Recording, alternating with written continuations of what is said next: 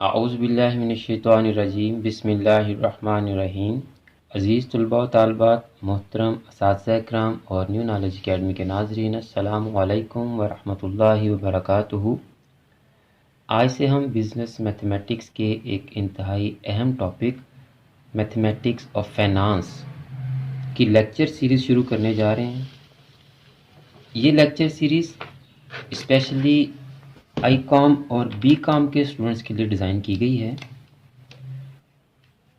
I com and B com, और इन्हीं की बुक्स में से आपको क्वेश्चन सॉल्व करवाए जाएंगे। लेकिन मैथमेटिक्स और फाइनेंस का ये जो टॉपिक है ये और भी बहुत सी क्लासेस में है, और भी बहुत सी जो हमारी प्रोफेशनल डिग्रीज़ हैं उनमें भी मैथमेटिक्स और फाइनेंस का टॉपिक है। जैसे मैट्रिक आर्ट्स के स्टूडेंट्स के मैथमेटिक्स में भी ये टॉपिक है।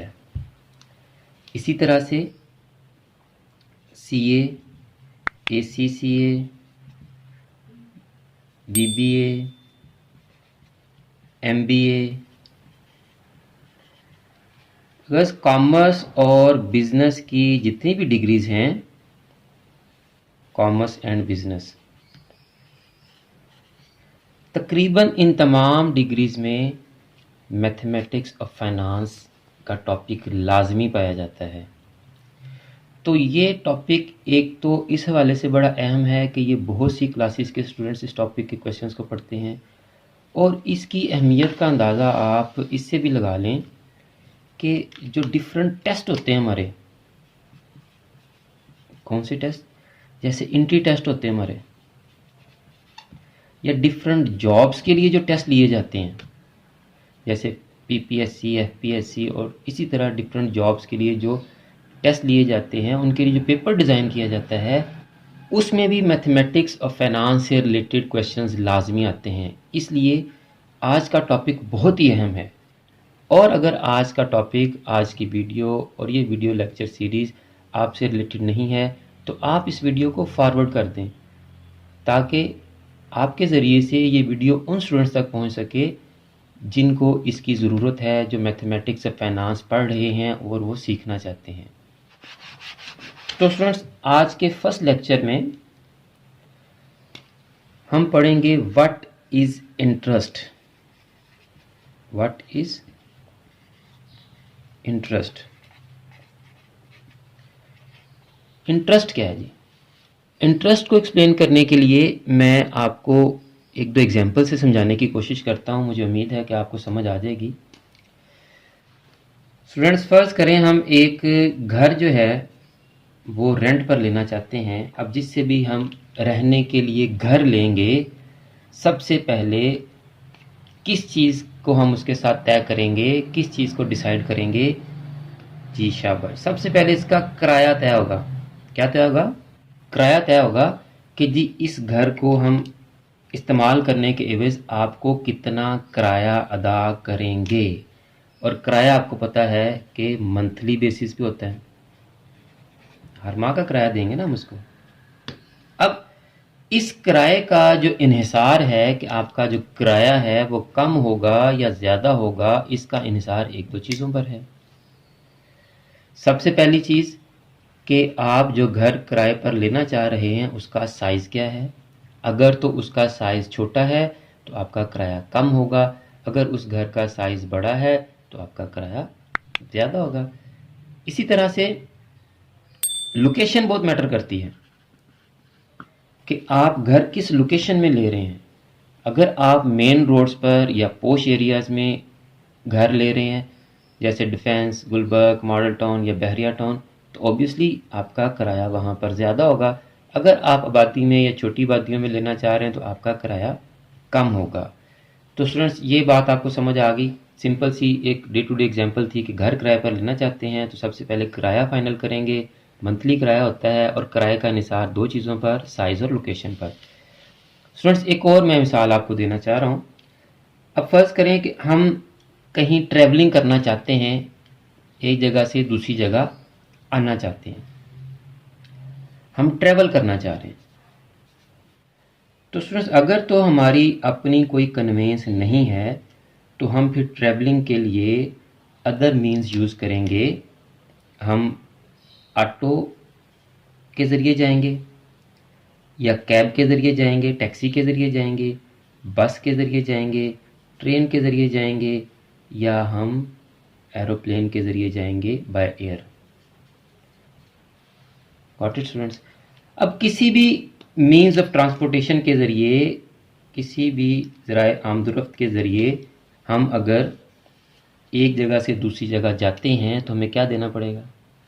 अगेन किराया। तो इस किराए का इन्हिसार जो है, इसका डिटरमिन करने के लिए कि आपका किराया कितना होगा, कम होगा या ज़्यादा होगा, सबसे पहले तो आप जो मीन्स ऑफ ट्रांसपोर्टेशन यूज़ कर रहे हैं, यानी जो आप व्हीकल इस्तेमाल कर रहे हैं, उस पर डिपेंड करता है। मसलन अगर आप ऑटो के ज़रिए जा रहे हैं तो आपका किराया कम होगा, कैब के ज़रिए और ज़्यादा हो जाएगा किराया आपका, बस के ज़रिए आपका कम लगेगा, ट्रेन के ज़रिए भी कम लगेगा, बाय एयर अगर आप एरोप्लेन के ज़रिए जाते हैं तो तब भी आपका किराया ज़्यादा लगेगा। समझ आ गई स्टूडेंट्स? और जो दूसरा इसमें आपका जो है वो मैटर करता है डिस्टेंस, कि how far you have to go, कि आपने कितना दूर जाना है। अगर आपका डिस्टेंस कम है तो आपका किराया कम होगा, अगर आपका डिस्टेंस ज़्यादा है तो आपका किराया ज़्यादा होगा। स्टूडेंट्स, ये दो मिसालें आपको समझ आ गई हैं। अब आपको पैसों की ज़रूरत पड़ गई, आपने किसी से पैसे उधार ले लिए। जिस तरह हमने यहाँ घर इस्तेमाल किया और किराया दिया, यहाँ हमने उनकी सर्विस यानी कि व्हीकल यूज़ की, ट्रैवल किया और किराया दिया।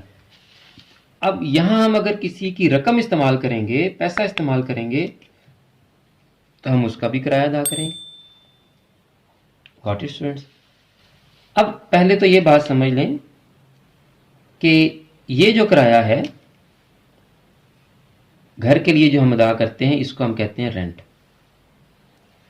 और ये जो किराया हम ट्रैवलिंग के लिए अदा करते हैं, इसको हम कहते हैं फेयर।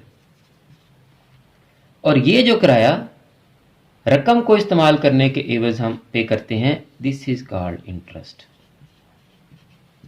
Got it students? की इंटरेस्ट क्या है? बड़े ही आसान अल्फाज में मैंने आपको समझा दिया कि इंटरेस्ट जो है वो रकम को इस्तेमाल करने का किराया है। अब जिस तरह रेंट का इन्हिसार घर के साइज और लोकेशन पे था, और ये जो ट्रैवलिंग का फेयर था, इसका इन्हिसार जिस व्हीकल के ज़रिए हम ट्रैवलिंग कर रहे हैं उस पे था और डिस्टेंस पे था। और अब ये जो हम रकम इस्तेमाल कर रहे हैं, इसका किराया भी डिपेंड करता है। सबसे पहले इसका हम रेट तय करते हैं। सबसे पहले क्या तय करते हैं? रेट तय करते हैं कि रकम के ऊपर जो किराया देना है वो किस परसेंटेज से होगा। वो 5% होगा, 6% होगा, 10% होगा, उसकी परसेंटेज क्या होगी। यानी हर 100 के ऊपर आपको 5 रुपये, 6 रुपये, 10 रुपये, 12 रुपये, कितने रुपए अदा करने पड़ेंगे। तो इंटरेस्ट के रेट का तयन जो है वो किसी भी मुल्क का स्टेट बैंक करता है, यानी किसी भी मुल्क का मरकजी बैंक उस मुल्क में रेट को डिटरमिन करता है कि उस मुल्क में इंटरेस्ट रेट क्या होगा। Got it students? अब आपको रकम को इस्तेमाल करने पर पता तो चल गया कि हमने किस हिसाब से किराया देना है, इंटरेस्ट देना है और कितना देना है। इसके लिए जो चीज़ मैटर करती है दैट इज़ ड्यूरेशन, कि आप कितना अरसा रकम को इस्तेमाल करना चाहते हैं। 1 माह, 2 माह, 1 साल, 2 साल। और स्टूडेंट्स, मैं आपको ये भी बता दूं कि ये जो रेट होता है, इंटरेस्ट रेट, ये एनुअली होता है। ये क्या होता है? एनुअल होता है। अगर इंटरेस्ट रेट 12% है पर एनम, और अगर आप सिर्फ 1 माह किसी की रकम इस्तेमाल कर रहे हैं तो 12% को 12 पे डिवाइड कर दें तो आपको सिर्फ 1% पे करना पड़ेगा। तो ये हम आगे कैलकुलेशन सारी करेंगे, इसके क्वेश्चंस करेंगे, आपको डिटेल से समझा भी देंगे। तो स्टूडेंट्स, मेरा ख्याल है कि आपको बड़ी आसानी से समझ आ गया होगा कि व्हाट इज़ इंटरेस्ट। इंटरेस्ट क्या है? रकम के इस्तेमाल के एवज जो हम किराया अदा करते हैं, दैट इज़ कॉल्ड इंटरेस्ट। यानी interest is paid against the use of money. रकम को इस्तेमाल करने के एवज हम जो ज़ायद या एक्स्ट्रा अमाउंट पे करते हैं that is called interest. Students, अगर आपको आज की वीडियो अच्छी लगी है तो इस वीडियो को लाइक लाजमी करें और इसको अपने क्लास फेलोज़ और फ्रेंड्स के साथ भी लाजमी शेयर करें, ताकि जिस तरह आप इन वीडियोस को देखकर सीख रहे हैं आपके क्लास फेलोज़ और फ्रेंड्स भी इस वीडियो को देखकर कुछ सीख सकें और उनका भी कुछ फ़ायदा हो सके। और अगर आपने अभी तक चैनल को सब्सक्राइब नहीं किया तो आप चैनल को सब्सक्राइब कर लें, बेल आइकन को दबाकर ऑल नोटिफिकेशंस को ऑन कर लें, ताकि नेक्स्ट जितनी भी वीडियोस हम आपके लिए बनाएं वो आपके पास डायरेक्ट और इन टाइम पहुंच सकें। आखिर में मेरी दुआ है कि अल्लाह ताला तमाम स्टूडेंट्स को, मेरे तमाम नाज़रीन को और पूरी उम्मत मुस्लिमा को दीन और दुनिया के तमाम इम्तिहानात में कामयाबियाँ अता फरमाए, मेरी और पूरी उम्मत मुस्लिमा की बख्शिश और मग़फ़िरत फरमाए और हम सबका ख़ात्मा बिल ईमान फरमाए। मुझे भी अपनी दुआओं में याद रखा करें। अगली वीडियो तक के लिए फ़ी अमानिल्लाह।